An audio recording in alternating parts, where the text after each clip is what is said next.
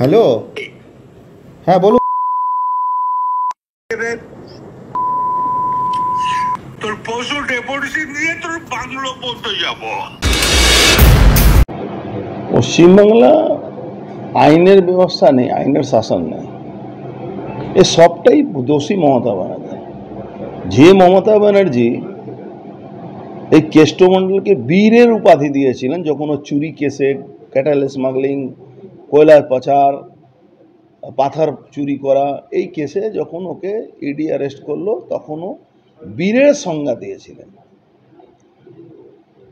আমি জানি মমতা ব্যানার্জিকেও মদ খাওয়ার পরে খিস্তি করে, ব্ল্যাকমেলিং করে। এটা আপনি দেখেছিলেন কোনোদিন, আপনি নিশ্চয়ই শুনেছেন, একবার বলেছিল ওই ববি হাকিমও কি ব্ল্যাকমেলিং করে। তো এই কেষ্টমণ্ডল একটা কি বলা যাবে, লম্পট বললে লম্পটের অপমান হবে। মাছ কাটতো, মাছ বাজারে মাছ কাটতো, এখন কয়েকশো কোটি টাকা মালিক। আজকে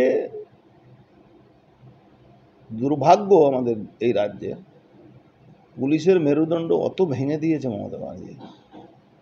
তারা শুধু পয়সার জন্যে, কিছু রোজগার করার জন্যে পুলিশ অফিসাররা লেখাপড়া করার পরেও তারা এই তৃণমূলে কিছু লম্পট লোকের গালাগালি শুনে। কেন?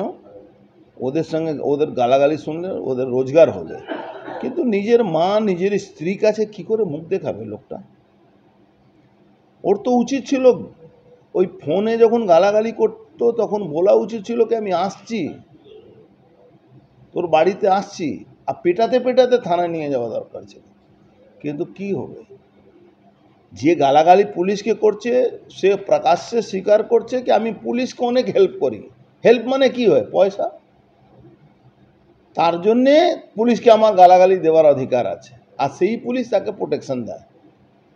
এই নির্লজ্জ সরকার, মমতা ব্যানার্জি সরকার, নির্লজ্জ মুখ্যমন্ত্রী একটা থার্ড ক্লাস অপরাধীকে, যে কয়লা চুরি, বালি চুরি, পাথর চুরি, মহিলা পাচার সব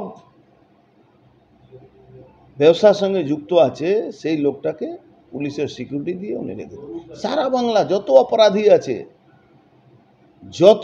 আছে সবাইকে পুলিশ সিকিউরিটি উনি দিয়ে রেখেছেন। এনডিপিএস খাওয়া আসামি, সিপিএম জামানায় তারা জেল খাটা, তৃণমূল জামানায় জেল খাটা, তারা এখন কাউন্সিলর, কেউ প্রধান, উনার আন্ডারেও উনার সময়েও জেল খাটা আসামি, যার এনডিপিএস খেয়েছে, মার্ডার কেসে আসামি, তারা এখন পুলিশ প্রোটেকশন নিয়ে ঘুরে বেড়ায় তোলাবাজি করে।